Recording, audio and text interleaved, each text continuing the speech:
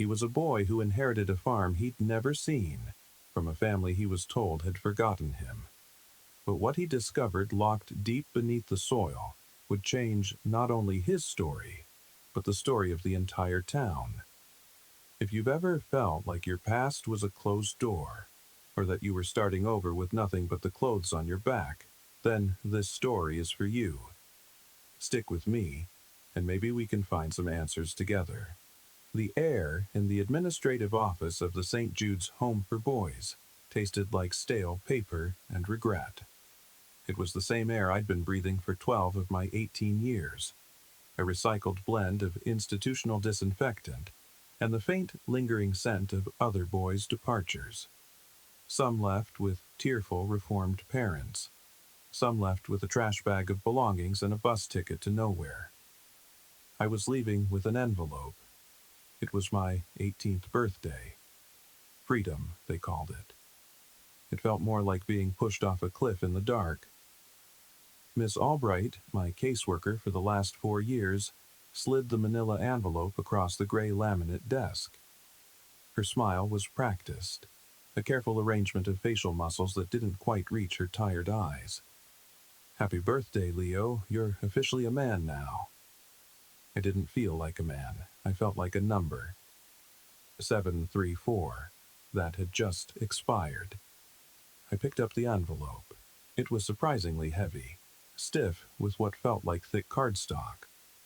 My name, Leo Sterling, was typed on the front. No address. "What is it?" I asked, my voice raspy. I hadn't used it much all morning. "It's from a law firm, Miller, Abernathy and Finch. It arrived last week with instructions not to be opened until today." She leaned forward, her professional curiosity barely veiled. "It's about your grandfather, Arthur Sterling." The name hit me like a stone in a still pond. Arthur Sterling. A ghost. A myth. The man my file said had surrendered me to the state at age 6, right after my parents disappeared. That was the official word, disappeared. One day, they were there, a hazy memory of a woman's laugh and a man's rough hands. And the next, they were a void. My grandfather, I was told, couldn't handle a child. He'd signed the papers and walked away. For 12 years, that was the only story I had. A story of abandonment. "My grandfather is dead," I said, the words flat and empty. "He passed away 6 months ago. Yes," Miss Albright confirmed, nodding. "This is his final will and testament, or at least your portion of it." I stared at the envelope. A part of me wanted to tear it in half, to reject the final word from a man who had never offered a first one. But another part, a smaller, more desperate part, clung to it. It was the only tangible link I had to a life before St. Jude's. I slid my finger under the flap and ripped it open. Inside were 2 things: a heavy, old-fashioned iron key and a single sheet of paper. The letterhead was embossed with the law firm's name. The letter was brief, formal. It confirmed the death of Arthur Sterling and stated that, as his sole heir, I had inherited his entire estate. The estate consisted of one property, a 40-acre farm and residence at 142 Black Creek Road, in a town called Havenwood. A town I'd never heard of. The key, it said, was for the front door. Mr. Abernathy, the lawyer, invited me to his office in Havenwood at my earliest convenience to finalize the transfer of the deed. At the bottom, a handwritten note was scrawled in shaky but elegant cursive. "Leo, if you're reading this, it means I'm gone and I've run out of time to tell you myself. Please, go to the farm. It's yours. Everything I did to keep you safe. The truth is under the floorboards. Forgive me. Arthur. The truth is under the floorboards." The words echoed in the silent office. What truth? The truth of why he'd left me to rot in a system that grinds boys into dust. The truth of what happened to my parents. A bitter laugh escaped my throat. Miss Albright flinched. Is everything all right, Leo? I folded the letter and tucked it back into the envelope with the key. The metal felt cold and heavy in my palm, a solid piece of a life I knew nothing about. Everything's fine, I lied. It's just a lot to take in. She gave me a bus ticket to Havenwood, $100 in cash, my emancipation stipend, and a final, pitying look. Good luck, Leo. Try to make good choices. I walked out of St. Jude's for the last time without looking back. The heavy oak doors clicked shut behind me, the sound of a period at the end of a long, miserable sentence. I stood on the cracked pavement, the midday sun feeling alien on my skin after years under fluorescent lights. The world was huge and loud. I had a key, a letter full of cryptic promises, and $100 to my name. I was free, and I had never felt more lost. The bus to Havenwood left in an hour. It was the only direction I had, so I started walking. The bus ride was a 4-hour journey through a landscape that slowly bled from gray cityscapes into rolling green hills. I watched the world through the grimy window, feeling like a spectator to a life I wasn't part of. Every farmhouse we passed, with its peeling paint and sturdy barn, felt like a silent accusation. This could have been your life, they seemed to say. This is what you lost. I clutched the key in my pocket, its sharp edges digging into my palm. Was I heading toward a home or a haunted house? Was this inheritance a gift or a curse? Havenwood wasn't so much a town as a place where the road widened for a few blocks. It had a single stoplight, a gas station, a diner with a buzzing neon sign, and a row of brick storefronts that looked like they hadn't changed since the 1950s.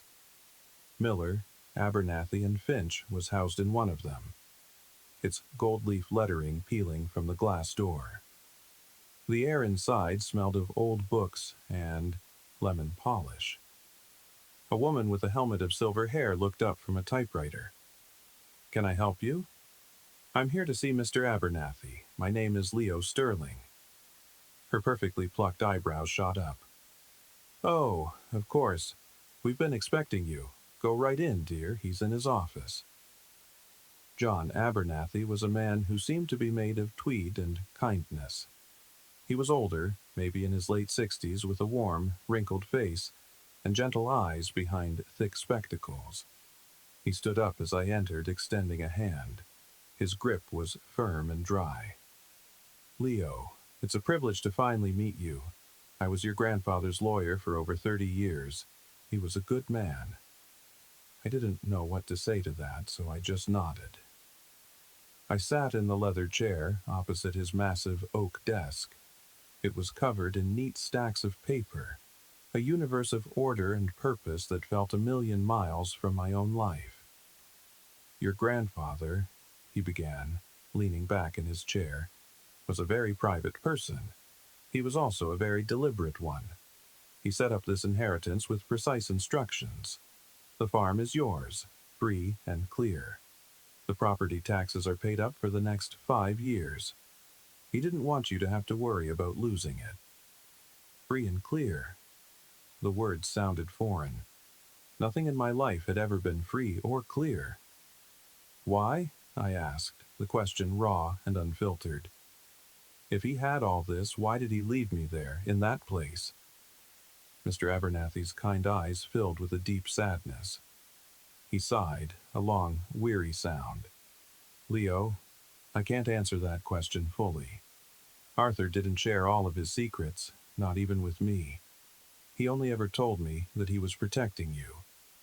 He said that putting you in the system was the hardest thing he ever had to do, but it was the only way to keep you off the radar of some very dangerous people. He said he was cleaning up a mess your parents left behind." Dangerous people. A mess. The vague, ominous phrases hung in the air. This was more than just a simple case of a guardian being overwhelmed. What kind of mess? He never specified, the lawyer said, his gaze steady. But he loved you. Of that I have no doubt. He asked about you every time we spoke. He had me check on you, unofficially, twice a year, just to make sure you were okay. He wanted to reach out, but he was afraid it would lead them to you. Them? There it was again. A faceless, nameless threat. It felt unreal, like something from a movie, but the fear in the lawyer's voice, the genuine sorrow for my grandfather, that felt real. He slid a thick folder across the desk. This is the deed, the title, and some other paperwork. It's all in your name now. He also left you this. He handed me a second envelope, this one smaller and made of thick, creamy paper. My name was on it, in the same shaky cursive as the note. What about the note? I asked, my hand hovering over the new envelope. The one with the key. It said the truth, was under the floorboards. Mr. Abernathy nodded slowly. He told me he'd left you a road map. I don't know what it leads to. He just said that when you were ready, you would find what you needed to understand. He trusted you, Leo. He trusted that you had his strength. I didn't feel strong. I felt like a leaf in a storm. I took the envelope and the folder, my new life contained in a few sheets of paper. Mr. Abernathy gave me a map to the farm, circling the long, winding dirt road called Black Creek. It's about 3 miles out of town, he said. The house has been empty for a while, so it might need some work. There's a general store here in town for supplies. If you need anything, and I mean anything at all, you call me. My number is on the card. I thanked him and left, the little bell on the door chiming my exit. Back on the quiet street, the late afternoon sun cast long shadows. I looked at the map, then in the direction of the open road, the farm, my farm. The thought was terrifying and exhilarating. For the first time, there was a place on a map that was supposed to be mine. With the dead man's key in my pocket and his mysterious letter in my hand, I started walking toward whatever waited for me at the end of that road. The walk to Black Creek Road was longer than I expected. The paved road gave way to gravel, and then to a packed dirt lane that was more potholes than road. The air grew thick with the smell of damp earth and pine. By the time I saw the rusted mailbox half hidden in a tangle of overgrown weeds, my legs ached and my t-shirt was stuck to my back. The name Sterling was barely visible beneath a film of green moss. This was it. I turned onto the driveway, a long, rutted track that wound through a stand of ancient, looming oak trees. And then I saw it. The house stood on a slight rise, silhouetted against the bruised purple of the twilight sky. It was a classic 2-story farmhouse, with a wide porch that wrapped around the front. But it was a ghost of what it must have been. The white paint was peeling away in long strips, revealing weathered gray wood beneath. Several windows were boarded up, and the porch roof sagged dangerously on one end.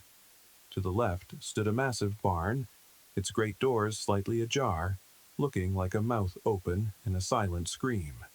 The whole place was being slowly reclaimed by nature. Weeds choked the flower beds, and ivy crept up the porch columns like skeletal fingers. It was desolate. It was decaying. And it was all mine. My heart hammered in my chest. This wasn't a home. It was a ruin, a monument to neglect.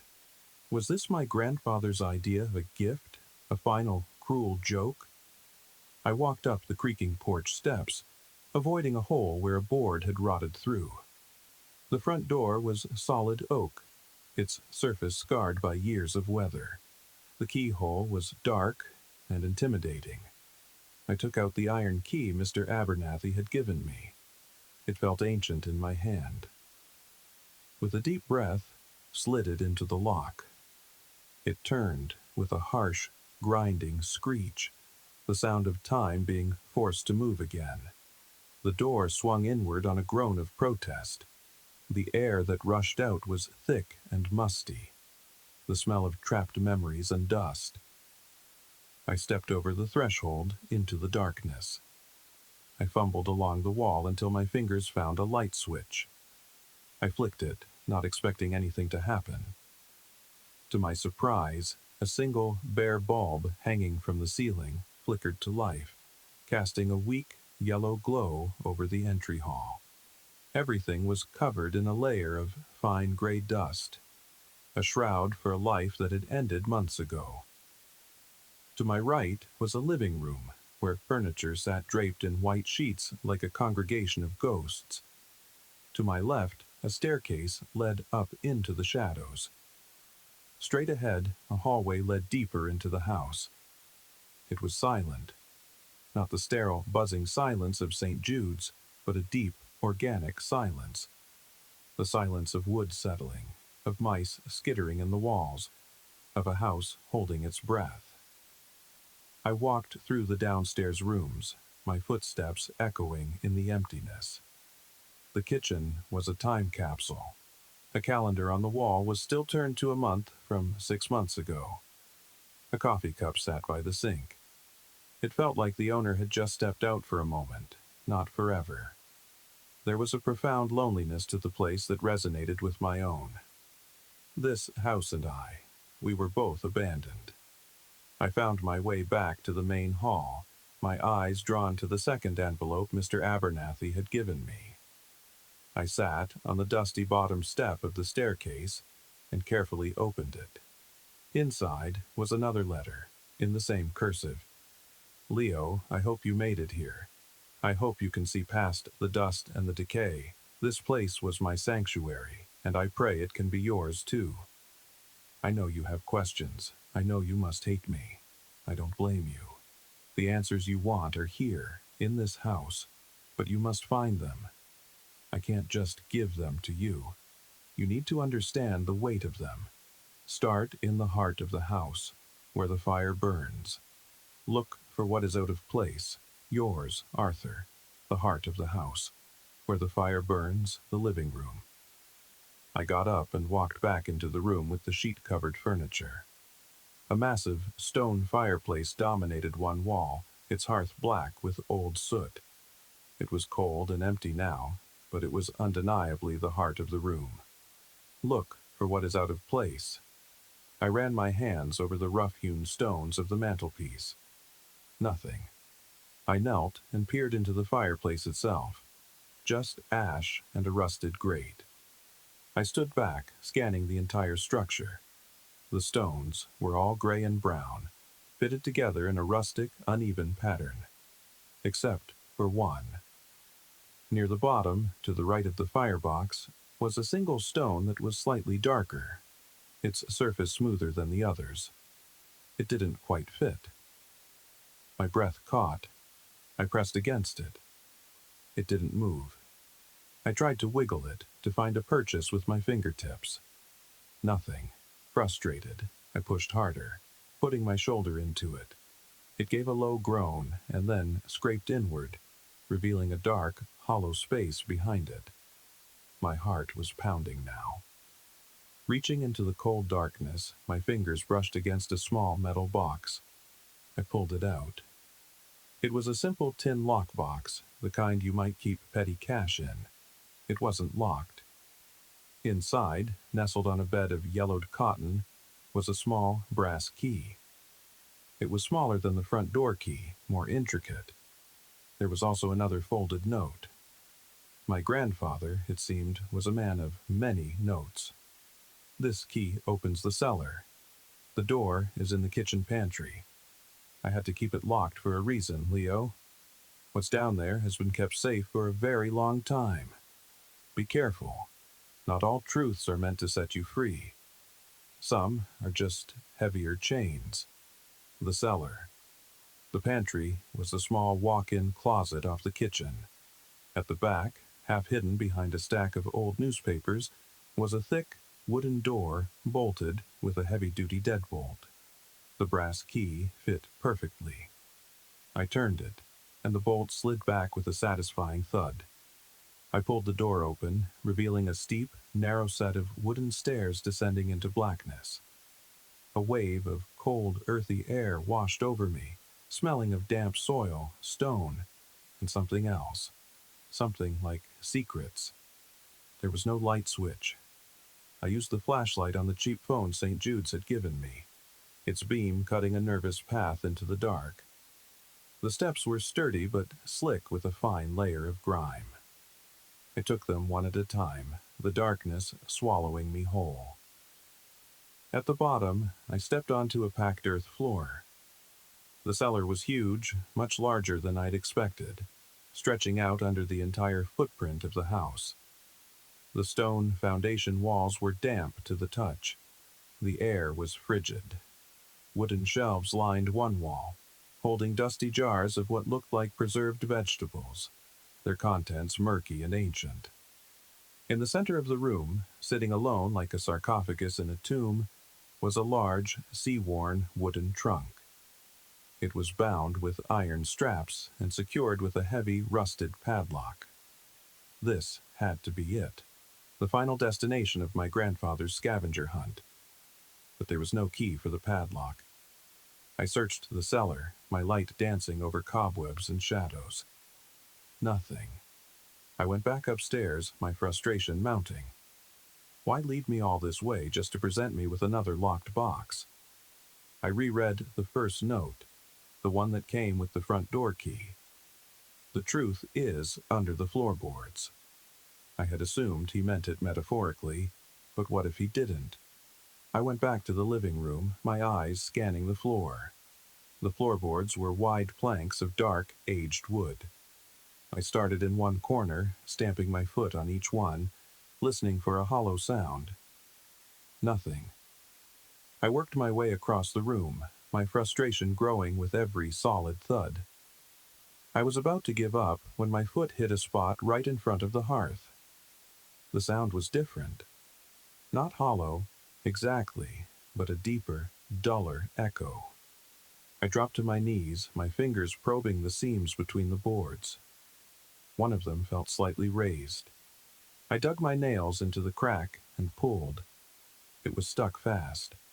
I ran to the kitchen and found a rusty butter knife in a drawer. Forcing the blade into the seam, I pried with all my strength. The wood groaned, and then with a sharp crack, the board splintered but lifted. Beneath it was a small, hollowed-out space, and inside, lying on a piece of velvet cloth, was one more key. This one was heavy, iron, and old. It looked like a key to a dungeon. With my heart thundering against my ribs, I took the key back down to the cellar. It slid into the rusty padlock on the trunk with a perfect metallic click. I twisted it. The lock sprang open. I lifted the heavy iron hasp and slowly, reverently, raised the lid of the trunk. The smell of old paper and cedar washed over me. The trunk was filled to the brim with stacks of letters, tied in bundles with faded ribbon. There were dozens of them. On top of the first bundle was a single sealed envelope, again addressed to me in Arthur's hand. But that wasn't all. Beneath the letters I could see the edges of something else. I reached in and my fingers brushed against paper, not letters, cash, stacks of it. $100 bills bound with rubber bands. There had to be thousands, maybe tens of thousands of dollars. My mind reeled. The letters, the money. This was it, the truth. I sat on the cold cellar floor, the beam of my phone's flashlight illuminating the dust motes dancing in the air like tiny ghosts. I picked up the main letter from the top of the pile, my hands trembling so badly I could barely break the seal. This was the moment everything changed. The moment the story of Leo, the abandoned orphan, either ended or truly began. I took a deep, shaky breath and started to read. The letter was long, several pages filled with his elegant, spidery script. The words were a confession, an apology, and a warning, all rolled into one. My dearest Leo, if you are reading this, then you have found the beginning of the story I never had the courage to tell you. I must start by saying I am sorry. Sorry for the silence, for the absence, for the life you were forced to live. I want you to know that not a day went by that I didn't think of you, that my heart didn't ache with the choice I made. But I need you to understand why I made it. Your father, my son, was a good man at his core, but he was a gambler, not with cards, but with opportunities. He was always chasing the next big thing, the shortcut to a better life. He and your mother poured everything they had into a local land development deal with a company called Obsidian Corp. They were promised a fortune. The man who ran it, a charismatic predator named Marcus Thorne, sold them a dream. But it was a lie. The deal was a scam, designed to bleed small-time investors dry. Your parents lost everything. But they didn't just lose their money. They had discovered that Thorne wasn't just a con artist. He was laundering money for some very dangerous people. He was using his development projects to wash cash from organized crime. Your parents, in their desperation, decided to go to the authorities. They gathered evidence, documents, account numbers, a ledger. They were going to expose him. They never got the chance. The day before they were supposed to meet with a federal agent, they disappeared. The police said they ran off to escape their debts. I knew better. Thorne had them silenced. I couldn't prove it. No bodies, no evidence. Just a clean, cold vanishing act. And then there was you, a 6-year-old boy whose parents had just made an enemy of a monster. Thorne knew about you. He made it clear to me, through a very unsubtle threat, that as long as I kept my mouth shut and the evidence your parents collected never saw the light of day, you would be safe. He would let you live. But I knew he would always be watching me, watching you. You were his insurance policy. I couldn't protect you here, not on my own. Any life I gave you would be one lived in the shadow of that man, waiting for his paranoia to boil over. So, I made the most painful choice of my life. I gave you to the state. I made myself disappear from your life, so you could disappear from his. A ward of the state, lost in the system, is much harder to track than a boy living with his grieving grandfather. I let the world think I was a broken old man who couldn't handle the responsibility. I let you think I had abandoned you. It was a lie to save your life. Every year of your childhood spent in that home was a year you were safe from him. It was a terrible price, but one I paid willingly. The money in this trunk is what I could scrape together. It's for you. A fresh start. Take it. Leave this town, leave this farm, and never look back. Build a life for yourself somewhere new, somewhere he can't find you. This is the only gift I can give you now, a chance at a life free from the ghosts of this place. Please, son, forgive me for the pain my choice caused you. It was the only way I knew how to love you. Arthur. I read the letter 3 times, the words blurring through my tears. The story I had told myself for 12 years, the story of a grandfather who didn't want me, crumbled into dust. He hadn't abandoned me. He had sacrificed everything, his reputation, his relationship with me, his own heart, to protect me. The cold knot of resentment I had carried in my chest for so long began to dissolve, replaced by a wave of profound, aching grief.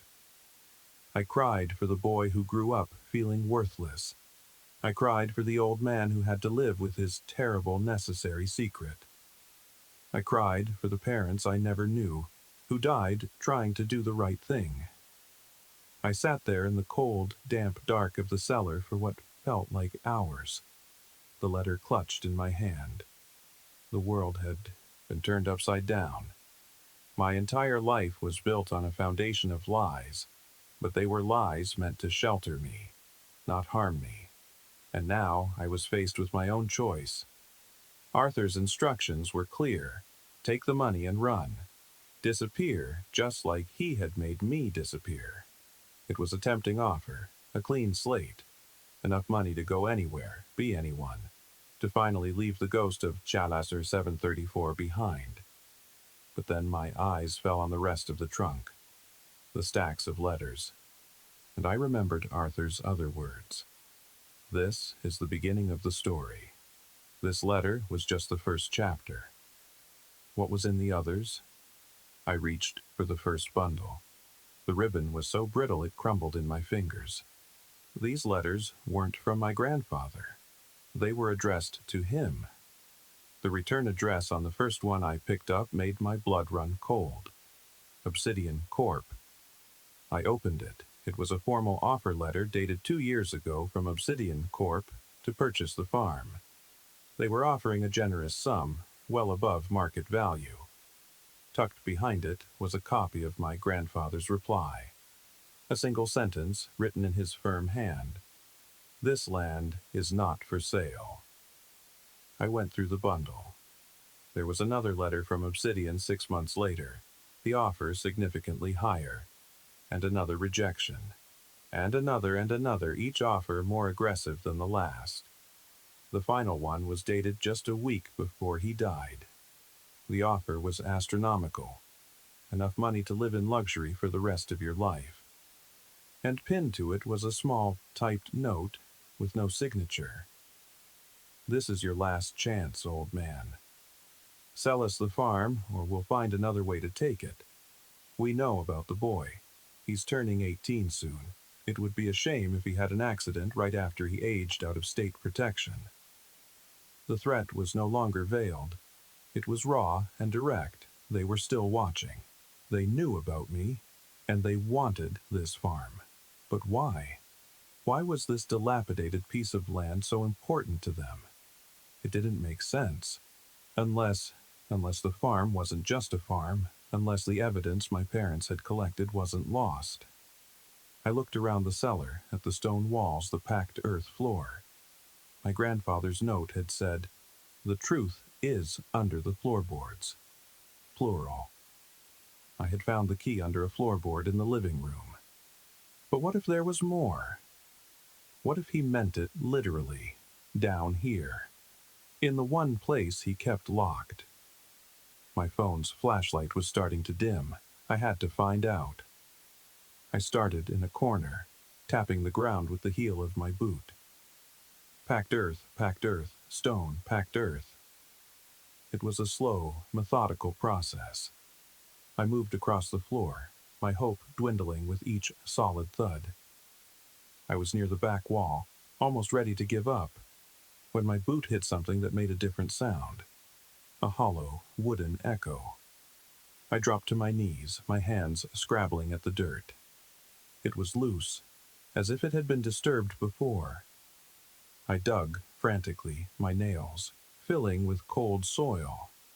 About 6 inches down, my fingers hit wood. I cleared the dirt away, revealing a small square trapdoor, its surface flush with the packed earth around it. It had a small inset iron ring. I hooked my fingers through it and pulled. It was heavy, but it lifted, revealing a dark, cavernous space beneath. A new smell wafted up, not just damp earth, but something else. The dry, acidic scent of old paper and ink.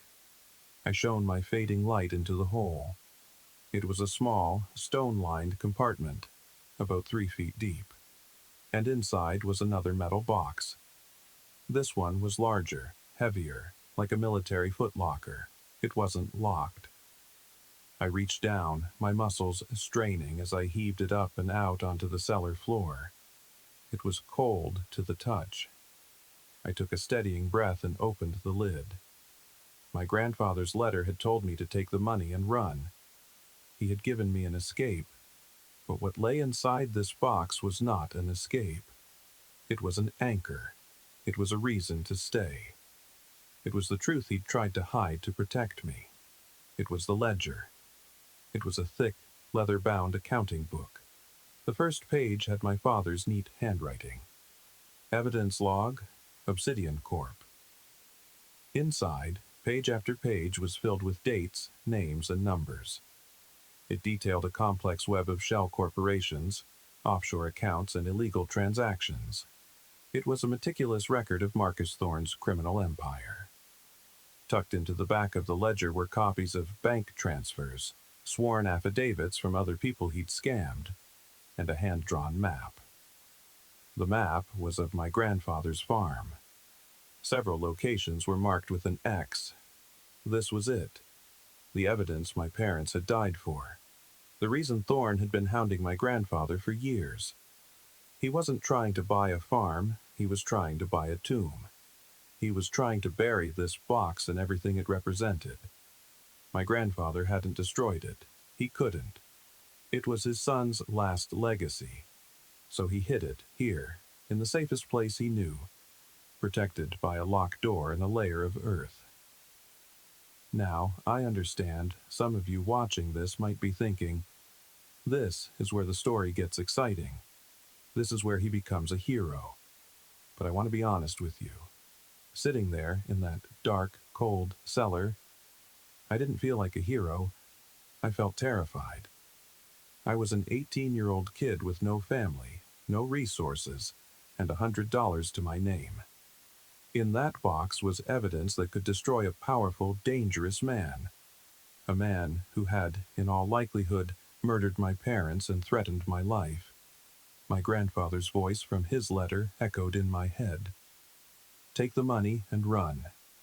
He had given me an out, a life of peace, of anonymity. All I had to do was close the lid on this box, bury it again, take the cash from the trunk, and disappear. No one would ever know. I could be free. And for a moment I considered it. I truly did. The life I'd had was so hard, so empty. The thought of an easy future was intoxicating. A future without ghosts, without threats, without this crushing weight of responsibility. If you've made it this far in my story, I want to ask you to pause for a second. Have you ever been at a crossroads like that?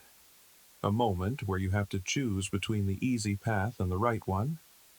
Between your own safety and someone else's legacy? It's a heavy, lonely place to be. I know there are people watching this who have faced those moments, who have had to make impossible choices.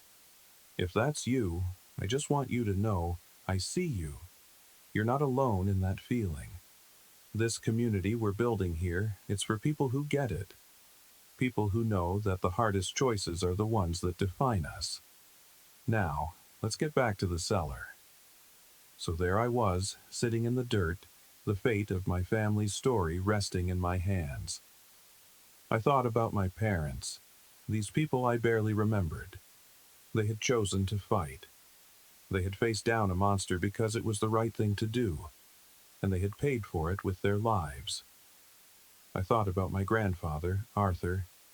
He had chosen to protect me. He had sacrificed his own happiness for 18 years to keep me safe. He had lived a lonely life, carrying this burden, hounded by his enemies all for me. And now, it was my turn to choose. Could I honor their sacrifices by running away? Could I take the money and let Marcus Thorne win? Let him get away with what he did to my family and to who knows how many others. The money in the trunk felt dirty now, tainted. It wasn't a gift, it was a test. I looked from the cash to the ledger. One represented a life of ease, bought with silence. The other represented a life of purpose, earned through struggle. In that moment, something shifted inside me. The fear was still there, a cold knot in my stomach, but underneath it, something else was growing. A slow, burning anger, and a sense of duty. I was a sterling, my parents were fighters, my grandfather was a protector. This farm, this land, this ledger, this was my inheritance. Not the money, the fight. I closed the lid of the footlocker. I didn't bury it. I carried it upstairs, its weight a solid, grounding presence. I left the money in the trunk in the cellar. I didn't want it. I walked through the dark, dusty house, which no longer felt like a ruin. It felt like a fortress. My fortress. My home. For the first time in my life, I felt like I belonged somewhere. I spent that night on the living room floor, wrapped in one of the dusty sheets from the furniture, the footlocker beside me like a guard dog. I didn't sleep. I watched the moon move across the sky through the grimy windows, and I made a plan. I wasn't going to run.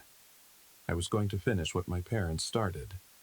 The next morning, I walked the 3 miles back into town. I didn't go to the bus station. I went to the diner and spent 3 of my $100 on a real breakfast. The first one I'd had in years that wasn't served on a plastic tray. Then I went to see Mr. Abernathy. He looked surprised to see me so soon. I walked into his office, carrying the heavy footlocker, and set it down on his polished oak desk with a loud thud. My grandfather told me the truth was under the floorboards, I said, my voice steady. He was right. I opened the box. I showed him the ledger, the documents, the map. I told him everything. I told him about the letters from Obsidian, the escalating offers, the final, chilling threat. As he listened, the kind, gentle look on his face slowly hardened into one of cold, professional fury. He read through the documents, his eyes sharp and focused. When he was done, he looked up at me, and I saw a new respect in his eyes. "Your grandfather was a braver man than I ever knew," he said quietly. "And your parents, my God, your parents were heroes." He paused, his gaze intense. "Leo, do you understand what this is? This is enough to put Marcus Thorne and his entire company away for a very long time. This isn't just a local matter anymore. This is racketeering, money laundering, and very likely evidence in a murder investigation." "I know," I said.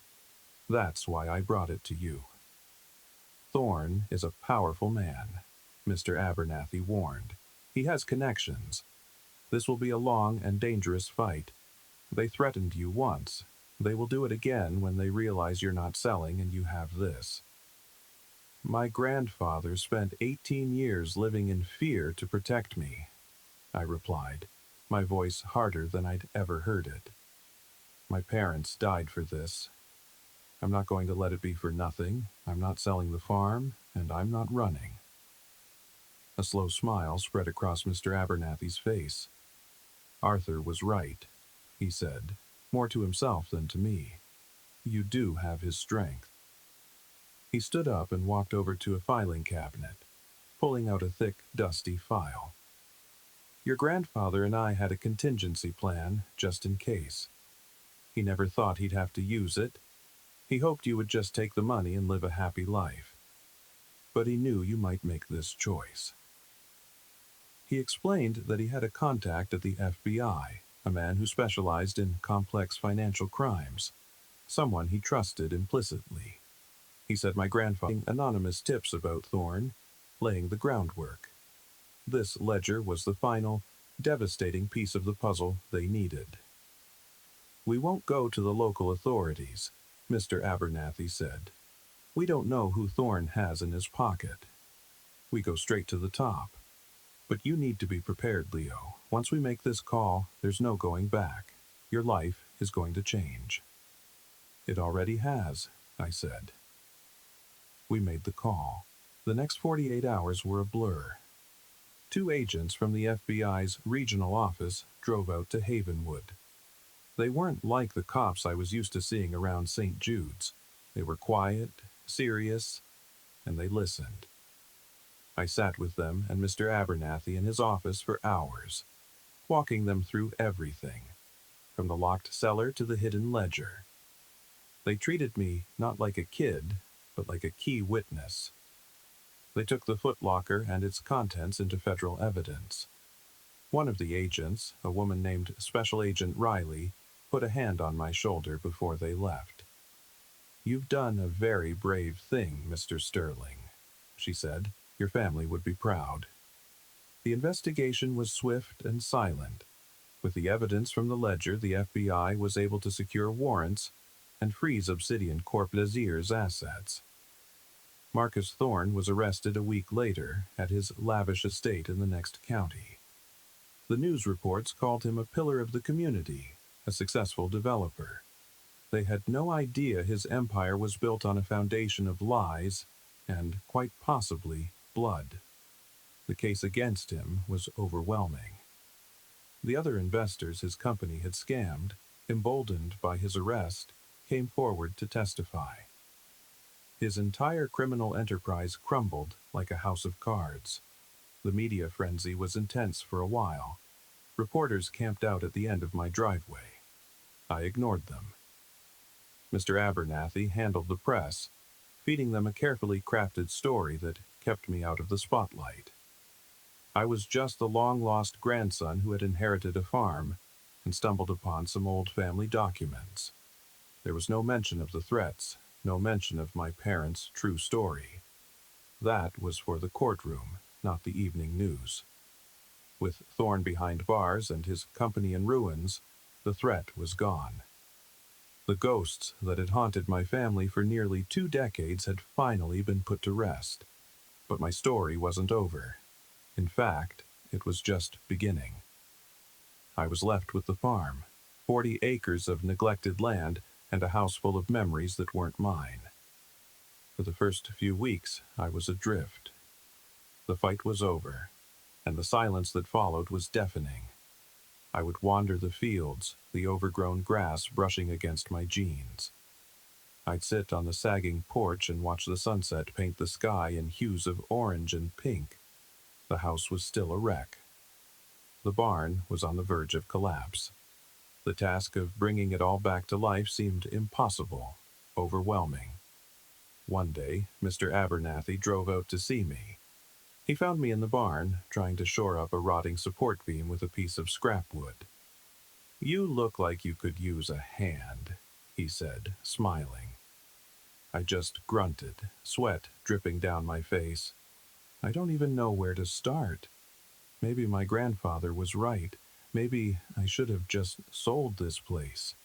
"Don't you dare say that," he said, his voice firm but kind. "This place isn't a burden, Leo, it's a legacy. It's proof that you won." He handed me a thick envelope. "Speaking of which, this is for you." I opened it. It was a check from the victims' restitution fund set up by the federal court after they liquidated Thorne's assets. It was a significant amount of money. Not a fortune, but more than enough to fix the farm and live comfortably for a while. It was the money Thorne had stolen from my parents, finally returned. "This is your family's money, Leo," Mr. Abernathy said. "Clean money. Use it to rebuild. It's what they would have wanted." And that's what I did. I started small. I hired a local crew to help me replace the roof on the house and stabilize the barn. I learned how to use a chainsaw, how to mend a fence, how to plow a field. The work was hard, grueling, and honest. With every nail I hammered and every post I set, I felt like I was not just rebuilding a farm, but rebuilding myself. I was putting down roots, literally and figuratively, in the soil my family had fought and died for. The people in Havenwood, who had at first been wary of the stranger who had inherited the old Sterling place, started to warm up to me. The owner of the general store would give me a discount on supplies. An old farmer down the road would stop by to offer advice on which crops to plant. They had all known my grandfather. They respected him, and through him they started to respect me. I wasn't Hard 734 anymore. I was Leo Sterling, the boy who came home. It's been 5 years since that day I walked out of St. Jude's. The farm is thriving. The house is no longer a ruin. It's a home, filled with light and warmth. The fields are green with alfalfa in the summer, and the barn is full of hay in the winter. It's a quiet life, a good life. I never did touch the money in the trunk in the cellar. I left it there. It felt like it belonged to Arthur, a symbol of his desperate, loving sacrifice. My inheritance wasn't the cash. It was the land, the name, and the chance to live a life of purpose. The scars of my past are still there. They always will be. But they don't define me anymore. They are a part of my story, a reminder of where I came from and the choices that led me here. The greatest truth my grandfather left me wasn't in the ledger or the letters. It was in the house itself. He gave me a home, not just a piece of property. He gave me a place to stand my ground, to fight for what's right, and to build something real. He taught me that inheritance isn't about what you're given, it's about what you choose to do with it. I know this story has been a long one, and if you're still here, I want to thank you. It means a lot to me to be able to share it. My journey started from a place of feeling completely alone and powerless, defined by a story of abandonment that wasn't even true. And I guess the lesson I learned, the one I want to share with you, is that we all have the power to reclaim our own narrative. Sometimes the secrets we're afraid to uncover are the very things that will set us free. And sometimes the hardest choice, the choice to stay, to fight, to rebuild, is the only one that can lead you home. So, what did this story teach you about the meaning of home or the weight of family secrets? I'd love our stories is how we find our strength and how we realize we're not alone. If my story resonated with you, consider subscribing. We're all just trying to find our way, and maybe we can help each other do that, one story at a time.